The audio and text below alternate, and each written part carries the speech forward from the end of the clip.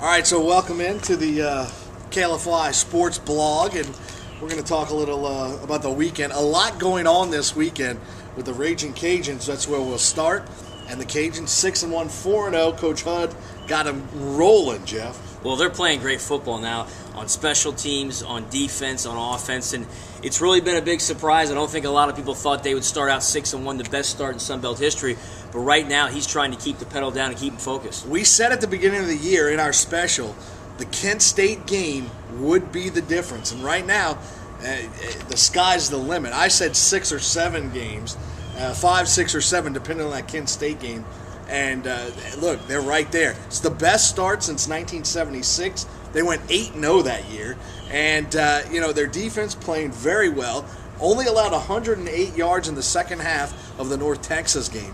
So that's some impressive stats, and they need that with Western Kentucky. I think they go in there and they win that game. I do too. I think it's been interesting to see how he's combined a lot of Ricky Bustle's players with some new freshmen that he's brought in and recruited, and it's been a great mix, and he's worked this team hard in the offseason. Physically in the fourth quarter, they've been stronger than their opponent, and that's made a difference in the last 3 or 4 wins. Now, if we go to Baton Rouge, a lot of talk about some off-the-field issues with 3 players, including Eunice's Theryl Simon, reportedly failed a drug test.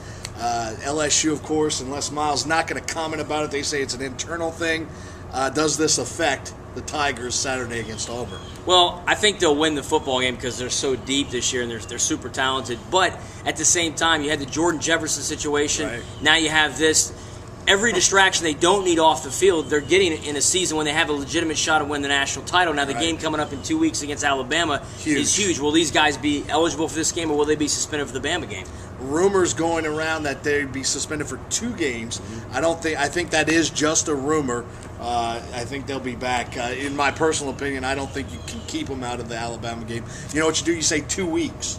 Because they have a bye in between Auburn and Alabama. 2 weeks, and there you go. You're safe. LSU coach Les Miles got Auburn. That you can see right here on KLFY at 2:30 on Saturday. And then on Sunday, the New Orleans Saints, prime time, baby, as the Saints and the Colts, a rematch of the Super Bowl from, a couple years back, and the Saints took care of business there. One key difference, though. Yeah. There's no number 18 for the Colts. I was going to say, we thought we looked at the beginning of the season, it'd be a sexy matchup, Peyton Manning versus Drew Brees. Yeah. Instead, it's another Purdue quarterback, Curtis Painter, versus Drew Brees, and there's a big difference. The Saints are going to be heavy favorites. They lost to Tampa this past week. I think the Saints roll. And we were just doing some research, and the Saints have 2 winless teams next up on the schedule. The Colts and the Rams should be interesting as they try to build up a little confidence heading into the stretch run with the Bucs and the Falcons. You look at the NFL right now, it's still wide open. Green Bay, the only undefeated team, no surprise there. Detroit lost last week to San Francisco,